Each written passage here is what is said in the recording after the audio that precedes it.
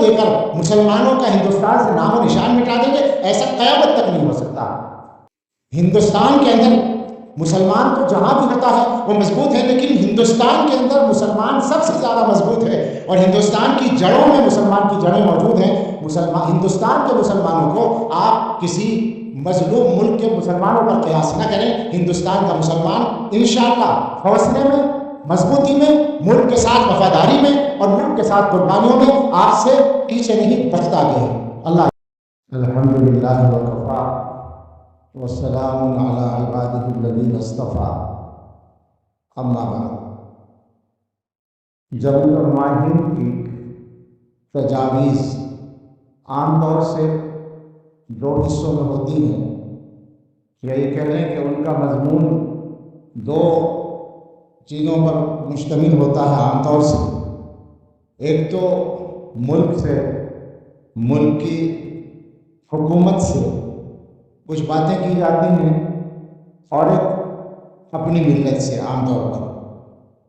اس تجویز میں بھی جیسا کہ مولانا شمس الدین صاحب نے فرمایا، یہ دونوں باتیں ہیں۔ کچھ چیزوں کا مطالبہ کیا گیا ہے حکومت سے، اور کچھ چیزوں کی طرف متوجہ کیا گیا ہے مسلمانوں کو۔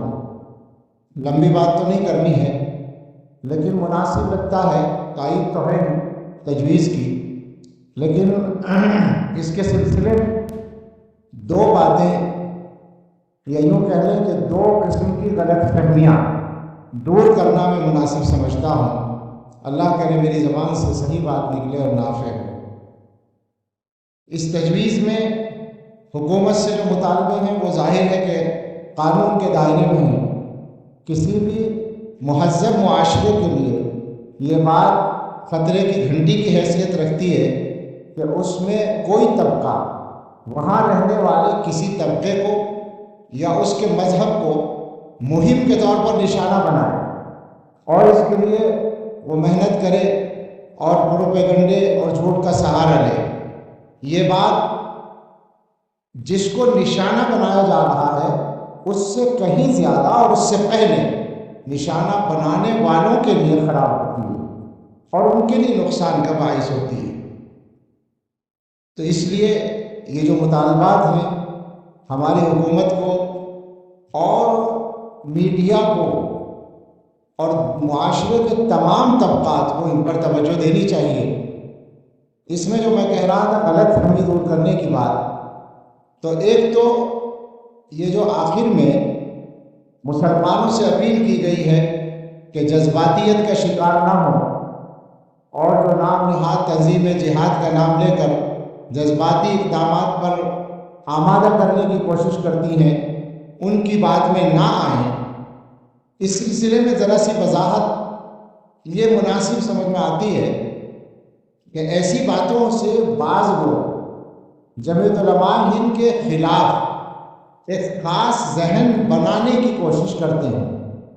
جمعیت علماء ہند چونکہ 100 برس کی ایک تاریخ رکھتی ہے، اور ہندوستان جیسے ملک میں، بلکہ دنیا کے وہ تمام ممالک جہاں صورتحال ہندوستان جیسی ہے، ان تمام ملکوں میں مسلمانوں کی حیثیت کیا ہونی چاہیے، ان کی پوزیشن کیا ہے، ان کا کردار کیا ہونا چاہیے، اس کے سلسلے میں جمعیت علماء ہند کے پاس قرآن و حدیث کی روشنی میں اپنے اکابر کا طے کیا ہوا ایک نہج موجود ہے۔ اس لیے جمعیت اسی راستے پر لوگوں کو متوجہ کرنے کی کوشش کرتی ہے، لیکن جب اس طرح کی بات کہی جاتی ہے، جذباتیت سے احتیاط کی جائے، جہاد کے نام کا غلط استعمال نہ کیا جائے، تو کچھ کوششیں ہوتی ہیں، وہ بہت کامیاب نہیں ہوتی، لیکن معاشرے میں خراب بات ابھی آج کل بڑی آسانی سے عام ہو جاتی ہے اور پھیل جاتی ہے۔ اس لیے یہ عرض کرنا ہے کہ جمعیت علماء ہند کی اس اپیل کا یہ مطلب بالکل نہیں ہوتا کہ مسلمان اپنے مذہب کے سلسلے میں کوئی سمجھوتا کر لیں، یا اپنے مذہب کے کسی ایک جز کے بارے میں بھی کمزور رویے کا مظاہرہ کریں۔ یہ مطلب جمعیت علماء کا بالکل نہیں ہوتا۔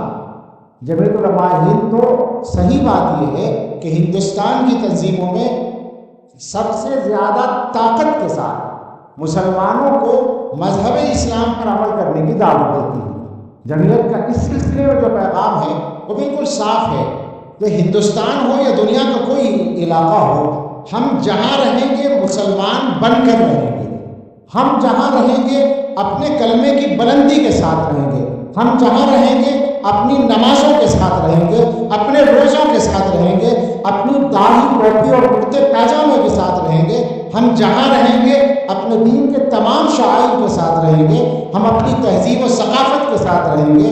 یہ بالکل کھلا پیغام ہے اور اس سلسلے میں ادنا سمجھوتے کی کوئی گنجائش نہیں ہے۔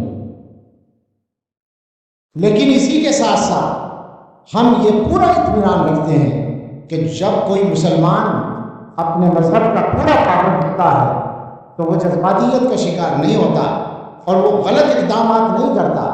مسلمان کے پاس ایک شریعت ہے، جہاد اسلام کے احکام میں سے حکم ہے، اس کی بھی شرطیں ہیں، اس کی بھی تفصیلات ہیں۔ کوئی مسلمان کوئی کام شریعت کے اصول سے ہٹ کر کرے اور نام لے دے شریعت کے کسی حکم کا، یہ غلط بات ہے۔ جمعیت کا کہنا فقط اتنا ہے، ورنہ مسلمان یہ بات ذہن میں رکھیں کہ ان کو اپنے مذہب پر عمل کے سلسلے میں ادنا کوتاہی کا ثبوت کہیں نہیں دینا ہے۔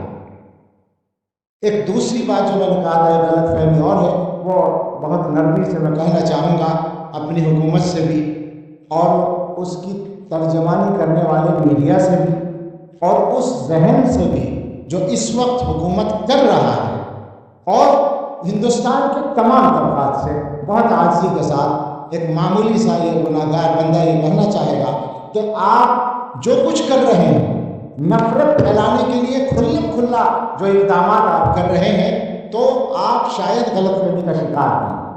آپ اقتدار کے نشے میں ہیں، آپ کو اندازہ نہیں ہے کہ اقتدار بہت مستقل رہنے والی چیز نہیں ہے، اور آپ کو یہ بھی اندازہ نہیں ہے کہ مسلمان کیا ہوتا ہے۔ آپ اس بات کی طرف سے کسی غلط فہمی کے شکار نہ رہیں کہ آپ کی یہ حرکتیں، آپ کی یہ اشتعال انگیزی، انشاءاللہ مسلمان اس کی وجہ سے اشتعال میں تو نہیں آئے گا، لیکن آپ یہ نہ سوچیں کہ آپ گالیاں دے کر یا دھمکیاں دے کر مسلمانوں کا ہندوستان سے نام و نشان مٹا دیں گے۔ ایسا قیامت تک نہیں ہو سکتا۔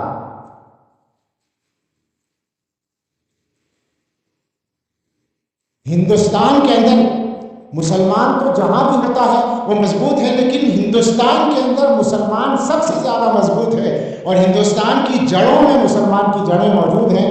ہندوستان کے مسلمانوں کو آپ کسی مظلوم ملک کے مسلمانوں پر قیاس نہ کریں۔ ہندوستان کا مسلمان انشاءاللہ حوصلے میں، مضبوطی میں، ملک کے ساتھ وفاداری میں اور ملک کے ساتھ قربانیوں میں آپ سے پیچھے نہیں بچتا بھی ہے۔ اللہ حافظ۔